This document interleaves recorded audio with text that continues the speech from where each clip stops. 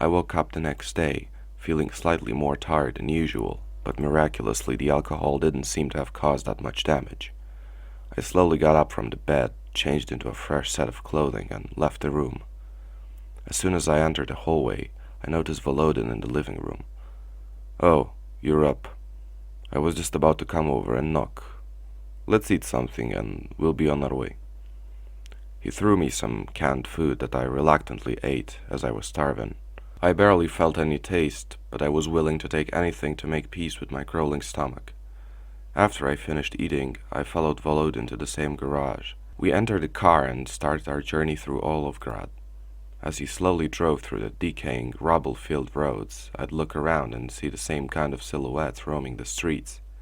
Some of them seemed to be seated in invisible cars or buses and would levitate along roads, commuting to work or wherever else they were supposed to be in their old lives.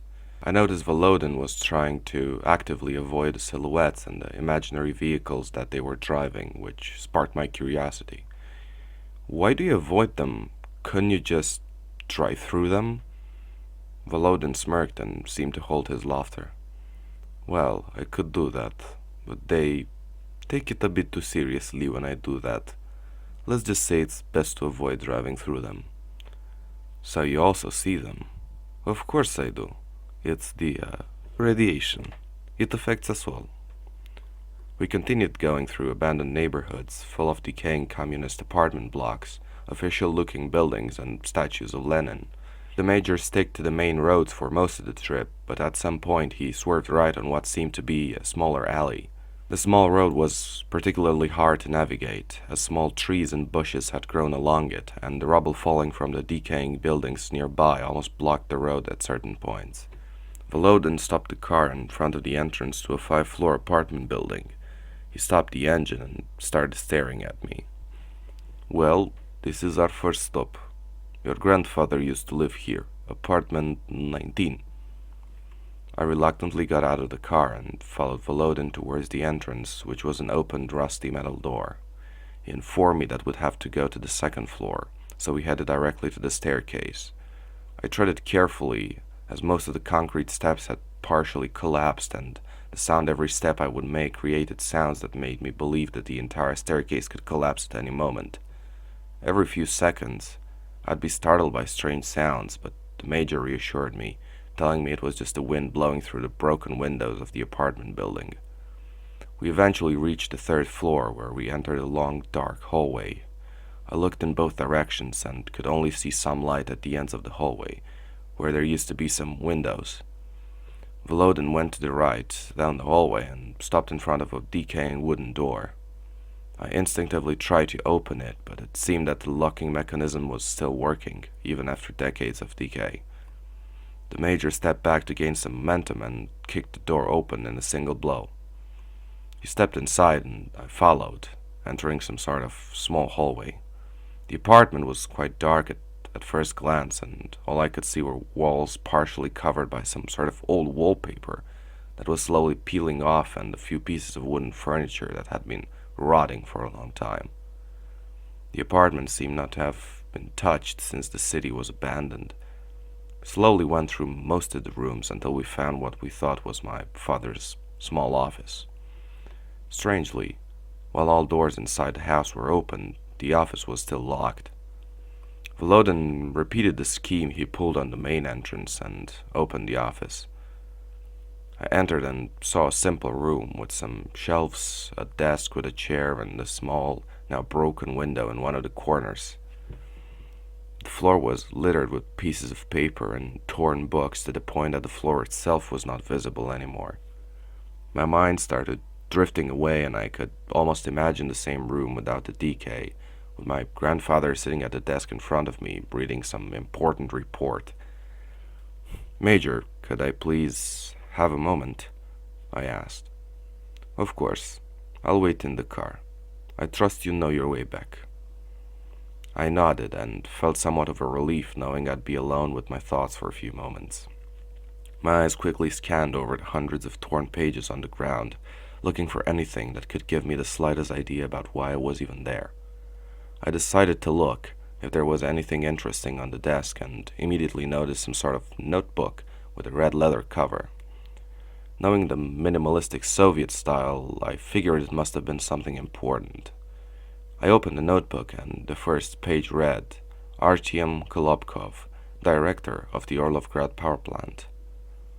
In my confusion, I reread the word several times, thinking I have misread a word or that my Russian was becoming rusty, but to the same result.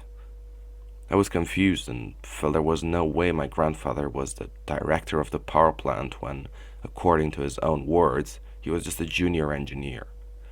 However, a person with the very same name being the director also seemed unlikely. I started going through the pages of the notebook and couldn't help but recognize my grandfather's handwriting. The first few pages seemed to be regular reports, but as I turned more pages, the word experiment seemed to come up more and more often, until I reached a page that had the same word written in big letters with exclamation marks. All the following pages were blank, and I could feel a black hole forming in my stomach.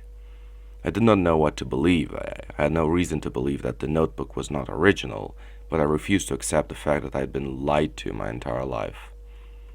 Deciding that I did not want to delve deeper in the rabbit hole, I threw the notebook back on the table, left the study room in a hurry, and decided to leave the apartment. I almost ran for the exit, but as I was about to leave the apartment, I felt something that resembled a very strong current of air push me back. I stumbled backwards and almost fell on the floor. My whole body was reverberating and felt as if that mass of air had went through my insides. When I finally managed to regain my balance, I could see another one of the bluish silhouettes standing right in front of me, as if it was trying to block me from leaving the apartment. The silhouette was that of a woman, a very familiar woman. I stared at the ghostly appearance, frozen in panic, yet it started smiling at me. "Don't be scared. You know who I am," the silhouette spoke. My grandfather had showed me many pictures of his wife, Maria, and it was clear to me who the silhouette was. "You can't be," I stuttered. "I know. This may not be something easy to understand. Not for anyone outside Orlovgrad, that is. I'm Maria." "Impossible. When the power plant exploded, you died." "It really depends on how you see it. The explosion also caused a pretty weird reaction. We're all dead, yes, but at the same time, not really. This is just the radiation fucking with me. You're not real. I am getting the hell out of this place. If that is what you want, go on. But I did stop you from leaving this apartment a few moments ago.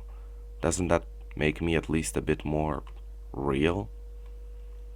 My entire body was screaming at me to leave, but I froze in place. I could not see myself running towards the car without finding out what was happening. I was convinced I was slowly becoming insane, but I couldn't bear the thought of being pushed back inside in the same manner as before. "What the hell happened here?" "I know you're probably scared. You don't understand. The experiments going on in this city were unnatural, against the laws of nature, of God, if you want," she replied in a soft voice. "What are you? What are all those silhouettes I've been seeing around the city?"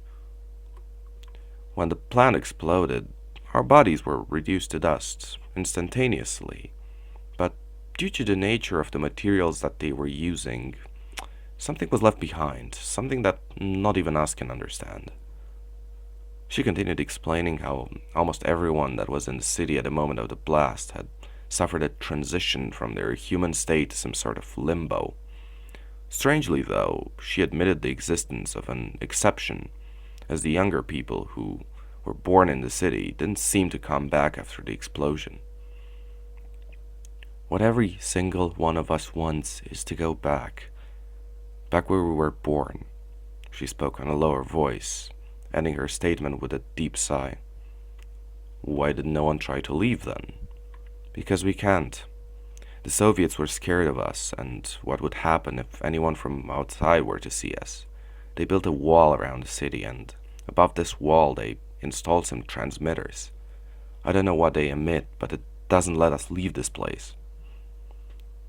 My heart rate was slowly drifting back to normal, and I remembered the notebook on my grandfather's desk. I had never imagined that I'd be asking a ghostly appearance about whether it was appropriate to open a certain subject, but decided to try my luck, being already too deep just to back off and leave.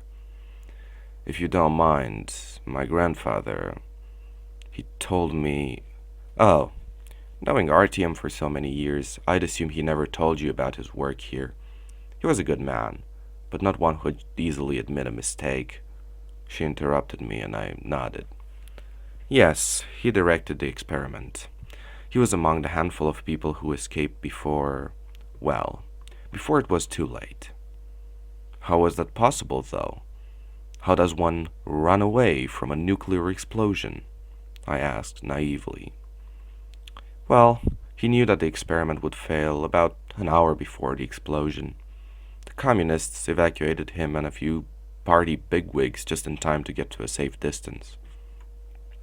She explained that my grandfather managed to give her one last phone call when he was already away from danger.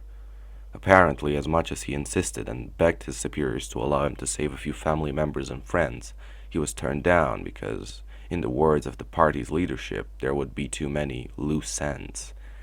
She still seemed conflicted about him, as some of her remarks were praising him while others were commenting on his stupidity of proposing and going through with the experiment. He even went great lengths to persuade the political elite to allow him to put it into practice, thinking it would further revolutionize the production of power. There was still one great unknown in the whole ordeal: my place in the whole equation. My grandfather could have told me the truth himself if he wanted me to find out, and he was pragmatic enough not to send his grandson in a radioactive wasteland just to retrieve some old family pictures. I was sent here by Artyom. He told me to look for some of his old stuff.